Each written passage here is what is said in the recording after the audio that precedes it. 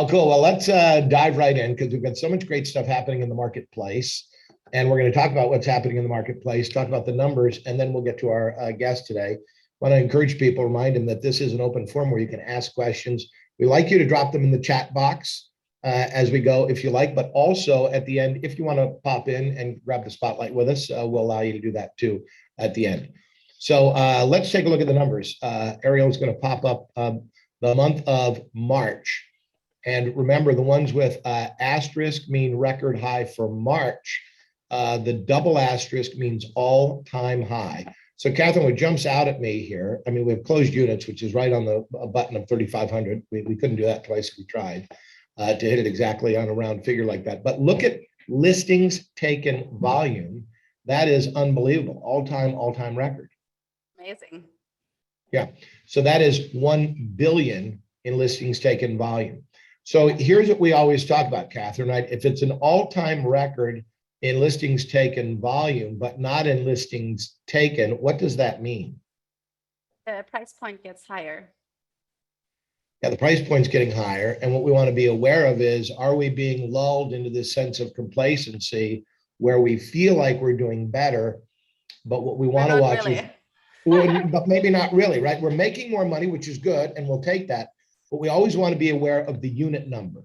And so whether it's closed units, listings taken, listings sold, that unit number is actually even bigger because prices are, well, we even learned this week, Kathrin, that the consumer price index is up 8.5%, which is like a 70-year high. What that means is if you had a shopping cart full of stuff, consumables in this economy, on average, that's gone up by 8.5%. That's enormous.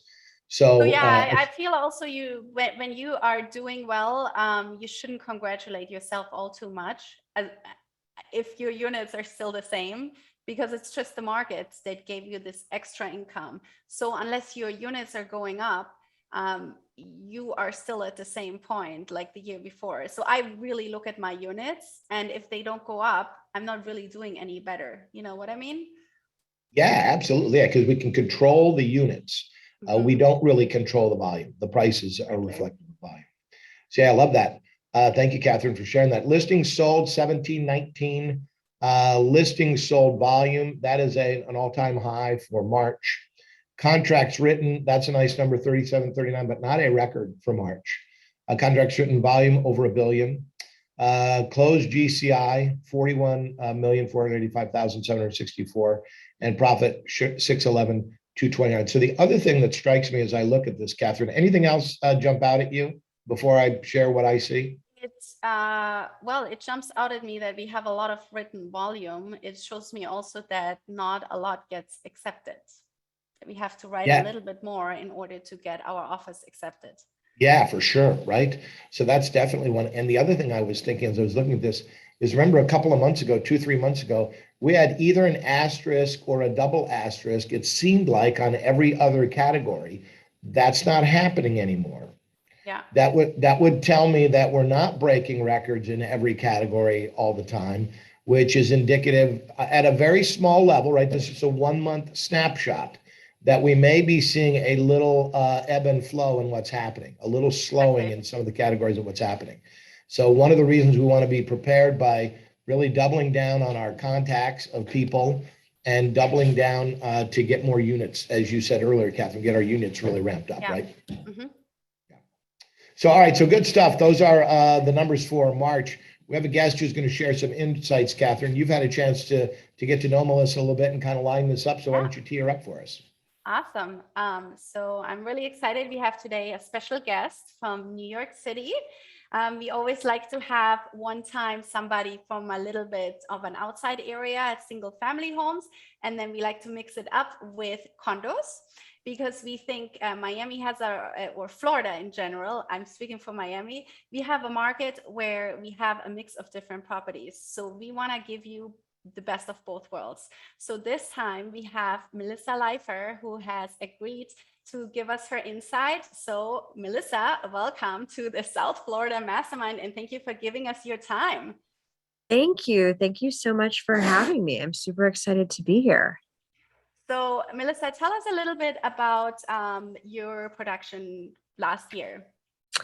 So last year I did 65 million. I did about 90 units. And yeah, that's, I have a very, very small team. It's me, and then I have two showing assistants, a buyer's agent, and an assistant or an admin. Amazing. Congratulations to that production.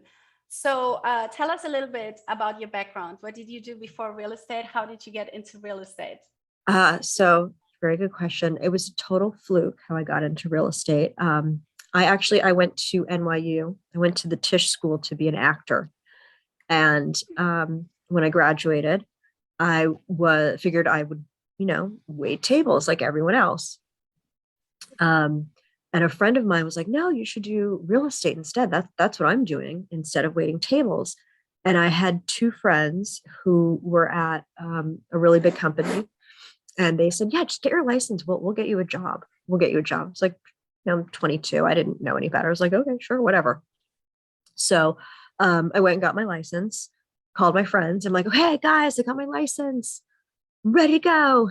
And they were like, well, we're only hiring people with experience now. So just go somewhere for like a year and then no problem, we'll get you a job. So I found a place on Craigslist. That's what we used back then. And got a job there, started doing really, really well. A year later, I told my friend, I'm like, great, I'm ready to come over. And she's like, so what do you know? Like, what are you making? And I told her, she's like, oh my God, you're making way more than me. You should just stay where you are. It's like, oh, okay, sure. And that's really how it started. It was I never had any intention of doing this. And then after a certain number of years, I would watch my friends who were actors, how hard they were working and struggling, and they're barely making any money. Even the ones on Broadway, they were like they would just kill themselves. And I was like, I don't want to do that. This is much better. So that makes two of us. I used to be an actress Right. too, and I think Mark, you were also in an entertainment business, right? I did local television for about 15 years. So yeah, Amazing. and one of the interesting things when you make that transition, I had been in it a little longer, was I remember Gary Ubaldini sharing with me early on, you're a realtor, yes, and you're a professional, but it's really just a part you're playing. So in that sense, it's not who you are, it's what you're doing, right? So what you're saying is you stepped right into that role, Melissa, as a realtor, and just started to soak everything up, it sounds like. Exactly. And the rejection was so much less rejection too. I have to say, I was so good at, from the acting of hearing no's that it didn't didn't affect me. I was just like, well, someone's going to say yes, because that's literally what I had spent 4 years studying. And all of our teachers would just say, listen, you got to give it like years and years. Everyone's going to say no, and then you're going to get a yes. And I was getting, way less no's doing this. So that was the other piece too. I was like, this is great. And then I was making money, real money. I didn't even know I could make money like that. That's an amazing story. I got to write that down. So acting prepared you to take the no's. Yeah. Yep. Any other skills you learned from acting that were beneficial in real estate? Gosh. Well, I learned how to listen. That's a good one, to be present and listen to what people are saying. That's amazing. Instead of just, like having your own inner dialogue in your mind, or just thinking about like, oh, what am I going to make for dinner? Who do I have to pick up later in the afternoon? Actually like sitting and listening and having a real conversation. So when you said dialogue, Melissa, which is interesting, right? Choice of words. So when you looked at scripts or the way you should approach people, did you look at that like you did an actress script or a role that you would play, or how did you adjust that? That's interesting. I looked at it more as like an improv. That's like kind of what it was, and when you're improving, you're not allowed to say no. You have to go with whatever. Those are the rules. That's like, I think the only rule of improv is like, you can't say no. It's been a But while though. you probably really learned how to handle objections really well. So it was for you, it was not even like you didn't even have to practice scripts probably. That was just in your blood. It was, I mean, that's how it, yeah, that's how it feels. But, like, of course I still did practice, the scripts so that you have, some good one-liners that you can always like pull out of your pocket. But right, objections weren't, they weren't as traumatizing, I think, for me, again, because of the acting. And I was used to hearing like horrible, people would be like, too short, too fat, not fat enough, not thin enough, too thin, too, hair's too dark. It was all of these things that were so personal. And when people would give you these objections, it had nothing to do with you. It's just about the place. And you're like, well, okay, we can either fix that or we'll find you something that works. That's easy. I love that. I love that. So the conclusion is we all have to take an improv class, right?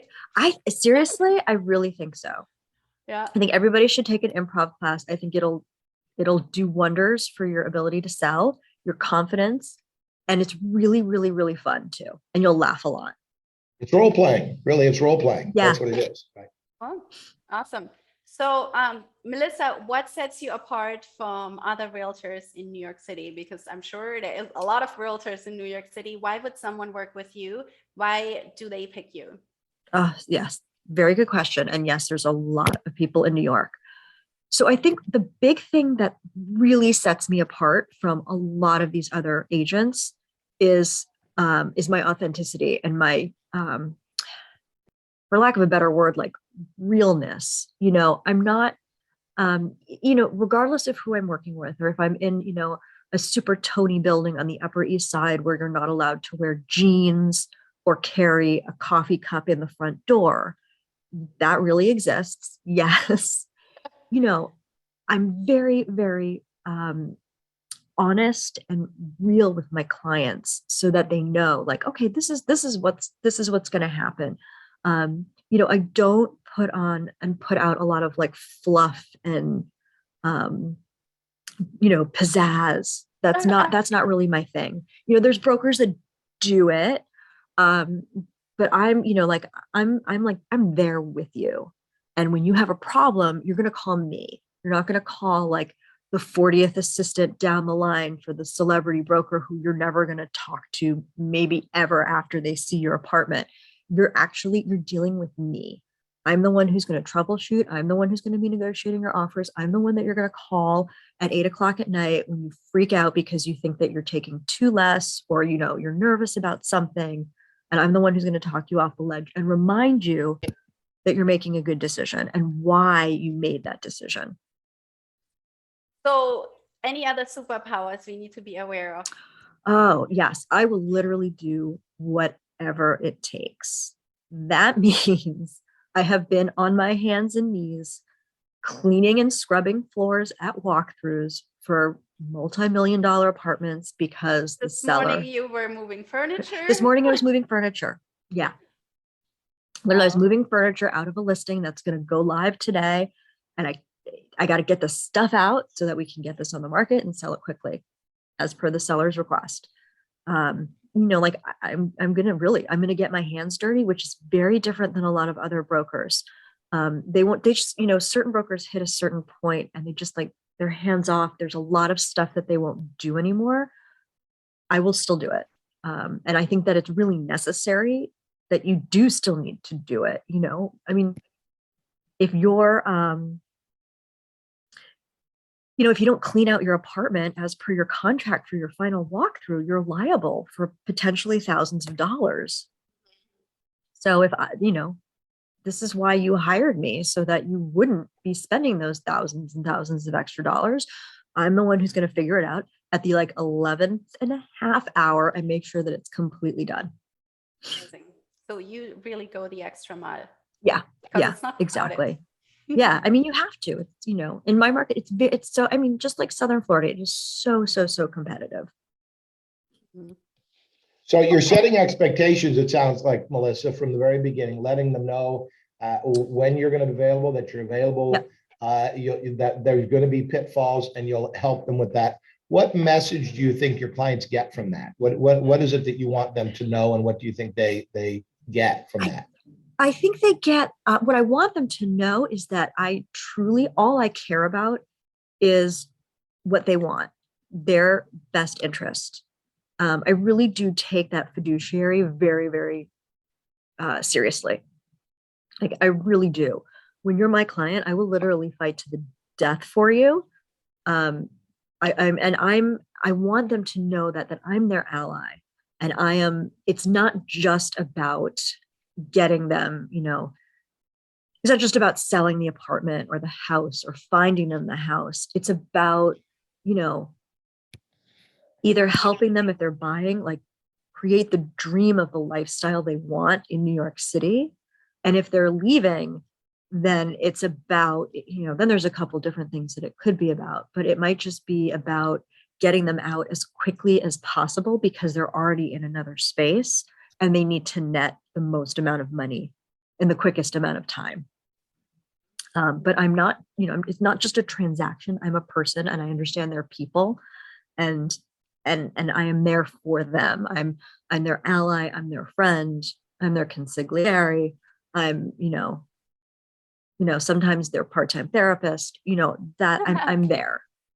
So you're so much more than just a transaction to them. Exactly. Yeah, exactly. And I think in the higher prices, that's what people expect, and they expect a certain level of service, which goes hand in hand with that. I'm also I'll say one other thing. I'm incredibly responsive. I have a rule on my team that if it is before 10 o'clock at night, unless we know, okay, you're out at a dinner or show, somebody has to get back to everybody within about 90 minutes. And that doesn't mean like you have to have a full-on conversation with the client, but you just need to at least send them an email or a text that says, I'm available to speak after 9 p.m. tonight or tomorrow between 10 a.m. and 2 p.m. or can't talk now. This is when I'm free, just so that they know, so that they always have the expectation of when somebody will get back to them. They're not like left hanging out there. Yeah, I find response is also extremely important. I had that with my assistant, that sometimes you got questions and she didn't know what to answer them, and then she didn't answer at all. And I said to her, just respond saying we're on it. Just that exactly, and then ask you. Yeah, because it drives people crazy not to hear back. So I love that rule. I need to implement something like that. It's 10 p.m. That's an important one.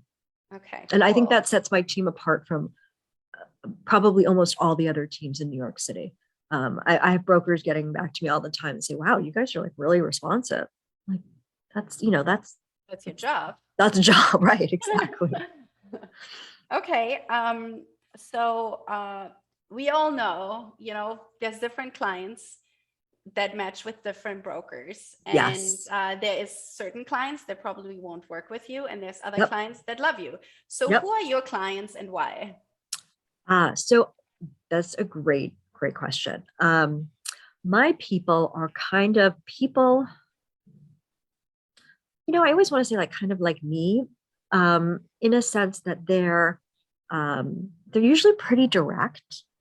They're very savvy, they're very sharp, they're intelligent, usually very highly educated.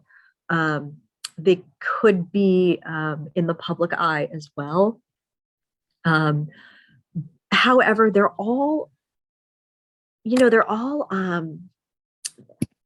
like a savviness, I think, to them, and an appreciation for honesty and integrity. People who are not my people, I would say and I have somebody on my team specifically who can work with people that may be more challenging for me to work with. People who, may be much more analytical than me, or much more cautious. I work with a lot of people who take risks too, which is probably why they, can afford such expensive apartments. So let me ask you this, because I think this is very important to note, and this is something I had to really work on the last 2 years, that we cannot be somebody for everyone, right? Right. So when you worked with those highly analytical people, how did that make you feel?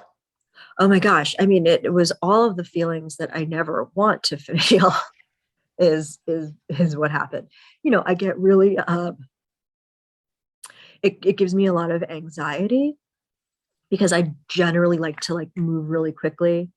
I'm a very high D on my disc. That was the only thing that came up was D. I didn't have anything else. No I, S, C, I do nothing was think you there. have some eye though, because I like to talk to you.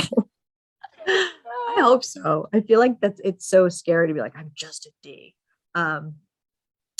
So it would just give me, I would get so anxious because I would feel like, I have to keep slowing down.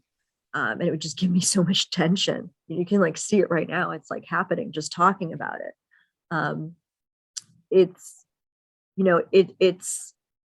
it's a lot of moving very, very, very slowly, which is the opposite of how I generally move. So you have someone on now- your team, Melissa, that takes care of these people. Is that by design or was that by default?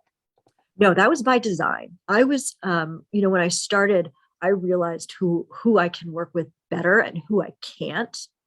And, and then sometimes I still would though, if, as you're figuring it out, you do these kinds of things and then sometimes, Improv. right, exactly. But now I specifically, unless it's some really extenuating circumstance, I specifically have somebody on my team that's so good with these people.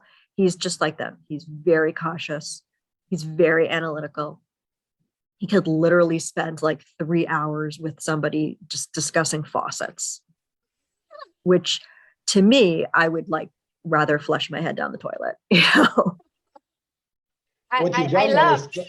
Go ahead, Kathrin. Sorry. Yeah, well, I loved how she describes that, because I think it's so important to know you don't have to be a jack of all trades and that you can pick and choose, because how many times do we work with people that drive us crazy when there would be really somebody else that might be a better fit for that person and for that personality profile? Exactly. And that's other agents in the office have come to me with deals and been like, I have this client, this is what they're like, can you help me? I'm like, yeah, sure, that's my jam, let's do it.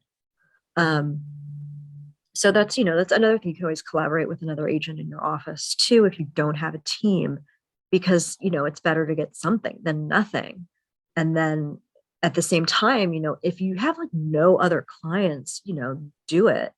But if you have the ability to choose who you want to work with, and you're starting to get busier and busier, it's really important to make sure that you're working with people that you can close and that you can do a deal with, because the ones that you can't are going to suck so much of your mental and emotional and spiritual energy from you that you could be using to close maybe 3 other people. I love that. So what you said to Heather's question here about how do you handle people you might have anxiety about, you either leverage that to a team member or sometimes you'll even partner with another agent. Yeah, exactly. Terrific. And before, and when I was starting and I didn't have any business at all, then I would just do it and deal with it and, go home and eat a lot of ice cream, but that's the nice thing. Once you get busier, then you can leverage. You know what I do? I sit in my car and I sing very loud or I scream. I used to do that when I was rid younger. of all this. Yeah, I used to do that when I was younger and I had a car. But now that I'm in New York, I don't have, I do have a car, but I never drive it or really sit in it. So, but I should try that on the subway because I bet nobody would sit next to me. That'd be interesting. Yeah. So everybody always wants to know, Melissa, about pursuing strategies for listings. Yes. So tell us about that. Well, okay. So lots of things you can do. When I first started, And I had no, I'd call my sphere and be like, hey, who do you know? Who do you know? Who do you know? But once that was exhausted, I did a couple of things. I did an 8x8 campaign. Do you guys remember those? Yeah. It's 8 pieces of mail. Oh no, wait, it's 8 touches in 8 weeks. 2 Right. phone calls, 6 pieces of mail. And I picked buildings. I picked 3 buildings near my apartment, and I did it. And from that, I got an insane amount of business. Not all at once, but I would get one client, I would do a really good job, and I get another one, I do a really good job. That person would tell somebody else about me, or I'd get into a building. This is one of my favorite things to do to get more listings. Usually I try and leverage my listings in order to get more. That's the whole, that's my whole belief on listings, is you can use one to get more. So I would get one in a building. And then this was before COVID. I would send out invitations to everybody in the building. I would make them look like wedding invitations. And sometimes I actually, depending on the building, I would use actual wedding invitations and invite them to a building-wide only open house. It would usually be like an hour before the actual open house. And I would say, come in for like bubbly and bites. And I would buy Prosecco and, like little mini cupcakes and pastries. Nobody really cares about the food. That's what I've found. People really just come for the alcohol. So it doesn't really matter what you serve. You could have like fruit cups. Nobody's eating. They're just going to drink. And, in the beginning, I didn't have a lot of money. So I would just go to the dollar store. I would get those little plastic champagne flutes, like a little platter, and just like make a very nice presentation. And it totally worked. People would come, they would start talking, because everybody, and I would think the same as in Florida. Everyone in New York loves talking about real estate. So we have these, everybody from the building, they can come in. Everybody likes to look at other people's apartments too. So I have another one for some of my older buildings called a nosy neighbor open house, where I send out a postcard that like, don't you want to see what everybody else's apartment looks like? Come beforehand, bubbly and bites. So I use one of the two. It's either nosy neighbor or the wedding invitation. And everybody from the building comes, and then they all start talking about their apartment, about their life. Like, what are your plans? What, like, if you could set, like, what would you, where would you want to go? I will get at least one listing appointment almost always from this. Somebody would like, can you just like come look at my apartment and tell me what it's worth? But the goal is to just meet people and talk to them, because once I'm talking to people, that's when they're like, oh, you know what, I like you. Let me take your card and come. Why don't you just tell me what my apartment's worth too? I have a question there. Do you Mhm. collect people's contact information at that, or Yep, they have absolutely. to I make sign in? everybody sign in. Mhm. Okay. And then what do you do as far as follow up? You continue with your 8x8, or? So with those, it depends, because I have little notes that I write about them. So I give them all to my operations director, and she puts them all in a giant spreadsheet that she organizes, because I'm incapable of doing that. And then she'll they all go on our newsletter, and then various drip campaigns as well. And then she'll also send me reminders like, okay, this is the one, like, you need this one, really wants to, is really ready to sell. They're going to sell in 6 months. So you need to be like, we need postcards, she'll send them a postcard or piece of mail every month. And then like, she'll say, okay, Melissa, now it's time for you to call them. You need to call them. Like, this week, this is who you have to call. Oh, that's amazing. So I also love that you admit you're incapable of administrative tasks. Terrible. And like, the more I do this, the worse I get at administrative tasks, which is really weird.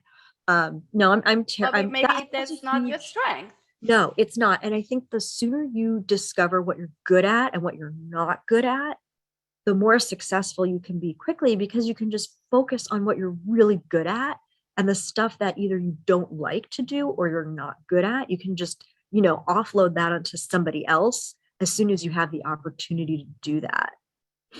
How quickly were you able to hire leverage in your career? I was able to do it fairly quickly. I was able to hire a full-time assistant after a year. Wow. I was like very purposeful though too. I read the book and, about like, a couple months in, I was like, oh God, I need help. Like now I know why people have assistants. And I would take pieces of my commission, put them in a separate savings account because I wanted to have almost a year's worth of salary for this admin ahead so that I wouldn't freak out and lose my mind.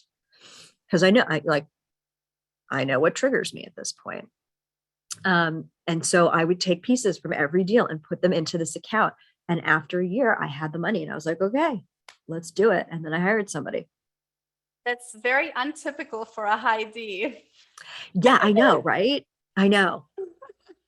Well, it's reinvesting in your business, right? Is what you're saying. Yeah. So you're setting aside money. You could have used that for marketing. You could have used that for various other things. But you said, for my comfort level, understanding myself, I know I need to give that person a fair shot. Which, by the way, for those listening, and I know you'd agree, Melissa, it doesn't mean I'm hiring that person for a year. Right. I'm really just putting them on a 30, 60, 90. So they've got to perform in 90 days, right? Exactly. But for you, knowing you just said my comfort level is if I have that money, even if the first one doesn't work out in 90 days, I'm going to get another one. And now I've got myself a real chance to make this work, right? Exactly. Amazing. So any other strategies on getting listings? Because I think that's the number one question we always ask. Yeah. How do you get listings in this market? Just call people. I did that in the beginning too. I would cold call people. I would pick, somebody in my office who I was friends with or who I liked. And I was like, hey, can I call around your listing? Everybody was always like, yeah, sure. I don't care. Bring me a buyer. And that's exactly like what I would do. And then I would call people and like, listen, have you thought of like, what are your plans? Have you thought about making a move? When are you thinking about making a move? And, I would totally get stuff from that. I absolutely did some very big deals from cold calling. And I would always, I got really aggressive about asking people for business. I would literally ask everybody for business. I would, and my conversations with like, and who do you know who wants to buy or sell? And at first it was like, I was like, oh God, this is so weird. It's so pushy. Ew. Now it's just like, it's like a natural thing. If I am having a conversation, like, I don't even feel like it comes out as weird, as pushy, as desperate, or anything like that. It's just like another piece of who I am. And I would constantly ask my old clients, and I still do. I called a client yesterday. I was like, listen, Randy, who I love this, like we've become friends. And I also send him, I have this program for some of my advocates and referrals. It's a wine club, and they get like a couple bottles of wine every month, something like VIP wine thing. It's great for people who like wine. I don't really know too much about wine. Randy knows a ton about wine, so he loves this thing. But I called him yesterday. I was like, look, who do you know? I've got like 4 people that want to spend $6 million on a townhouse in Brooklyn. Who do you know, Randy? You got to find me one. And he's like, he's like on it. Like, I'm on it. You sent me wine. Yeah, right. But I did a really, I met Randy. I did a really, really good job selling his apartment. He had an apartment for sale, and then I sold his neighbor's apartment, and then I sold somebody else in the building's apartment. And I did, that's the other thing, I did a really, really good job.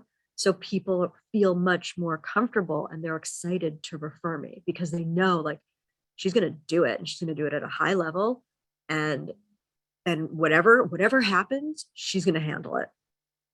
So you do a lot of referrals from past clients, you do repeat clients, and you also get a lot of agent referrals, correct? Yes. Tell us a little bit about that.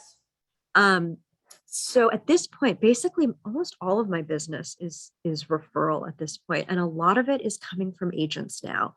And that took a while to do. However, it's really, really, really paid off. that was one of the things that was so appealing about Keller Williams to me.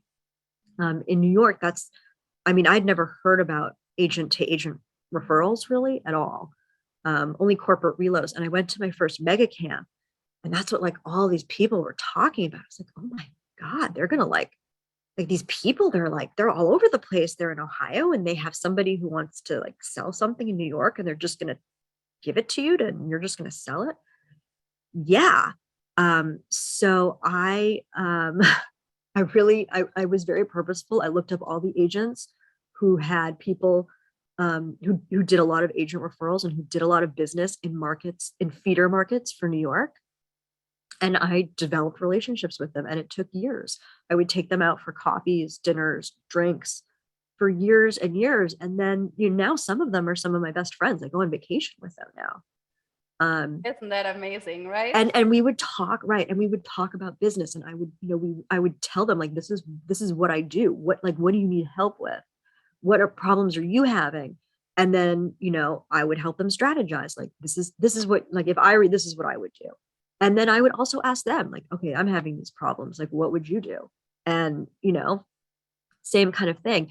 Then as I started closing people's referrals and doing a really good job with them, the agents would start mentioning my name to other agents. They'd be like, oh, so you closed what's her name's referral. And she said you were amazing. Can you like talk to mine? I'm like, yeah, sure. I'd love to.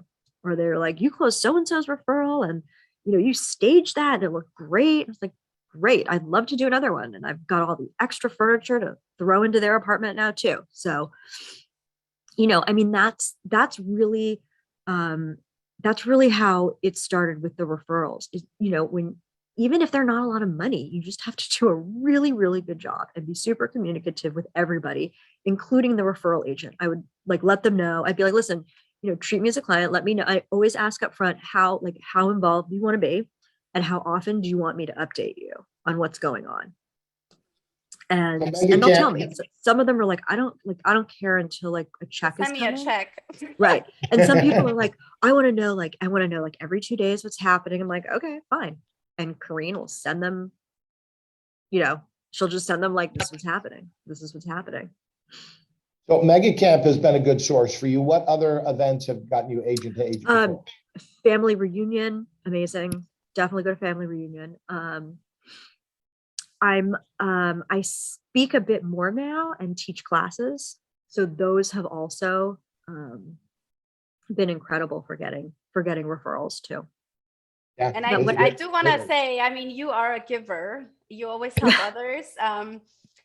Mark, when I was in the mountains over Christmas for 3 weeks, I had never took 3 weeks off in my entire life. I was going crazy and my husband wanted me to take time off. Melissa and I escaped to the basement of my house and I called Melissa to Mastermind for 2 hours. My husband is like, where were you? I said, I was watching a movie. And Melissa and I, we were talking real estate because I miss talking to people. So she's wonderful. So we masterminded quite a lot, right? We had some really good ideas together. I'm just going to piggyback off of that. I will say that is a really good point. In the beginning, especially in the beginning, you have to give a lot more than what you're going to get. And you just have to kind of like keep giving. And I would keep this thought in my mind, give until it hurts. Like once it hurts and you're like, this is too much. Like, what am I doing? That's kind of when like, okay, you're really onto something here and it's going to come back to you. But you like when you give, you're giving with no expectation. Mm-hmm. You have like this something in their back of your mind, like a profound expectation that yes, it'll come back because the universe will bring it back to you. And maybe not from that person that you gave to, but through another person. Exactly. But the expectation as you're doing the giving, like, there's no expectation like, well, I'm going to talk to you now and then you're going to give me 5 referrals. Like that's not how it works. Get that thought out of your mind. Yeah. It's just, you just give and it'll come back. Love that. And give without expecting anything. One of the other pieces, Melissa, I don't know if you have this in your marketplace. Samantha was asking, do you ever have sellers that want to be off market? Oh, yes. How do you handle that? Yeah. So how do you handle that? Oh, you can just see my eye roll. Whew. So it's funny because I just had a chunk of off markets. So I think unless your client is really high profile and famous, or it's like a really weird or tricky, unique property, it's always in their best interest to be on the open market. Way more people will see it. Way, way more. That being said, I did just sell something very expensive off market. There's if you're if it's a really competitive neighborhood, you can do it. You can do it, and you have like a list of people. There's this one area in Brooklyn. It's called Cobble Hill. If anybody knows anybody who wants to sell something there, please call me. You'll get an awesome referral check because everything starts at like $5 million. And I have so many people looking to buy there. This one neighborhood, if I get a house, I don't have to put on the market. I have like 6 people who I can call and be like, hey, this is the house. You want to come see it? What time? When? And that's it. And they'll take it. I just did that for a seller. She really wanted off market. She did not want to go on the market, and I could do it because of this situation. It's really in a seller's best interest though. Like I probably could have gotten her more money if we put it on the market. But what was her reasoning? Why did she want to stay off market? I think she didn't want people to know she was selling. Some of her neighbors, I think. I think she didn't want people coming in and out of the house, even though she wasn't living there. You know, I didn't really get that far with her because I knew like this house, I was like, yeah, I can sell it off market. I have somebody else though, who I'm working with, and I'm working on convincing her she needs to list it because I'm not getting the traction that she wants off market. And she just didn't want to put it on the market because she wasn't sure that she knew where she would go. That was why. But that again proves that it's not always the seller's main objective to get the highest price. Some people want privacy, some people want convenience. Yep. It's not always, it's just us agents thinking sellers always want the highest price. Exactly. That's why we have to listen, because there's other things that are more important to people. I have somebody else who has a house and a lot of investors wanted to buy it. And they offered her more money, but she only wanted to sell it to a family. Yeah. So somebody wrote a really great letter and she wanted to, I asked her, I said, listen, I always ask people if they want to read the letters.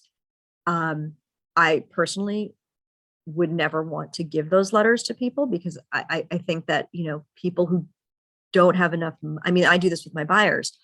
If they don't have enough money, like, what else can we do to get the deal? We can just pull at their heartstrings. And I've totally won bids doing that. And I'm always surprised too. Because me as the agent, like if we were on the other end, I would tell my seller, I'd be like, I read this letter. And if you read this, you're telling me you want the highest price, but if you read this, no, you're going to change your mind. And they'll tell me, they're like, throw it away, Melissa, just delete it. But in this woman, she was like, everybody who writes a letter, I want to read it. I was like, okay. So this letter, she liked this family. It was the price. It was a price that she wanted. It was over the ask. She was happy. And she's like, I would rather the family has it than a developer. Okay. Your house, your choice. Fine with me. I'll make it happen. Amazing. So yeah, it's not always about the highest price. Yeah. That is very true. So just shifting gears here real quick, because you are in New York. And I think this is something that we all in South Florida want to understand, not just like how you do your business and how you work and how you've become this amazing, successful agent, but we would also like to learn a little bit about your market. So from now on in the future masterminds, we want to feature a few properties in everybody's market. And I had asked you to pull some properties. So I'm going to share my screen and pull up those properties, and maybe you can talk a little bit about it. I'll tell you exactly why I chose them to highlight. Okay, perfect. I realized I probably should have given you guys my own listings, but I didn't. Hold on one second. Let me just pull this up again. So let me see if I can do this correct. So we started with the first property. No, this is actually my favorite. So this is 2 million. I asked you for one $2 million property. So let's go over this one. Yeah. I'm just going to show the pictures a little bit. I chose this because this is a really desirable location on the Upper East Side with a really good school district in a classic pre-war luxury building. Meaning the building was built before World War II. So it's got a lot of beautiful detail. And it's 3 bedrooms, 2 baths. This is a really good price for a 3-bed, 2-bath over here. I would normally, the maintenance for this apartment is on the higher end, though. I will say that. We don't have HOA fees. We have something called maintenance in New York. How much is this on this property? $6,000. Wow. And what does it include? So that includes your real estate taxes, which are about half. It includes your heat, hot and cold water. It includes building insurance, not homeowners, just building in case somebody slips and falls in the lobby. Super salaries, trash and snow removal, clean lobby, building cleaning, maintenance for all of the mechanicals, and management company fees. So you pay for usually you pay for your own gas, your own electric, and your own cable. Sometimes your maintenance can include these, but not usually. And it's normal in New York City to have gas in the apartments? So yes, still, however, so they just enacted a law that all new buildings now can no longer have gas. They have to be electric. All the pre-wars, though, they're all still gas. Wow. Yep. Okay, cool. And this one has its own rooftop terrace, or is this shared? No, I think that is just, hang on. I think you'd have actually, let me pull it. Let me see if I can pull it too. I think that's just the buildings. Mm-hmm. I think they just showed a picture of the building. But at the least building it has some outdoor space, right?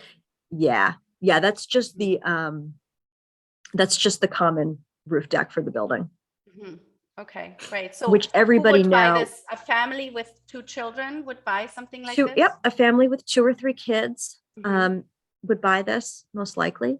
But sometimes not. Sometimes somebody who works from home, maybe a couple would buy this. They wanted a 2-bedroom, but if they can get a 3, why not? So they can have space for guests. Sometimes people who are downsizing, or this could also be somebody who's here part-time. Okay, great. Okay, let's go to the next one, which is $1 million. So right at the luxury line. Love this one. Yes. So this is on Charles Street. So where are we here? This is a So one-bedroom, now we're right? in the West Village. This is one of my favorite blocks in the West Village, Charles Street. It's super, super cute. It's just like Sex and the City. You have all these like historic, charming townhouses. Most of these buildings are walk-ups. That's right. So you're walking up 5 floors.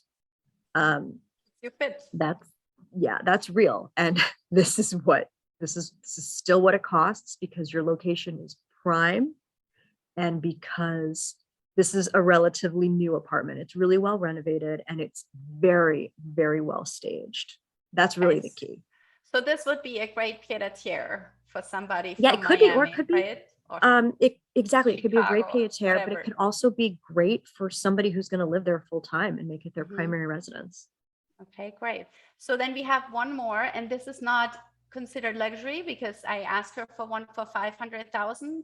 But let's all remember, if we work with luxury clients, they sometimes buy a second home, and to buy a second home for 500,000 is luxury for someone that has a luxury primary home. So let's look at this one. Or they may be buying for their kids. Yep. So this is also a walk-up. This one I chose because I feel like you really get a lot of bang for your buck. A lot. This is a really large apartment for this price. Usually you're going to get a studio for about 500,000. Nice doorman building, good sized studio. But this is like a real apartment. You could live, like a person could live here.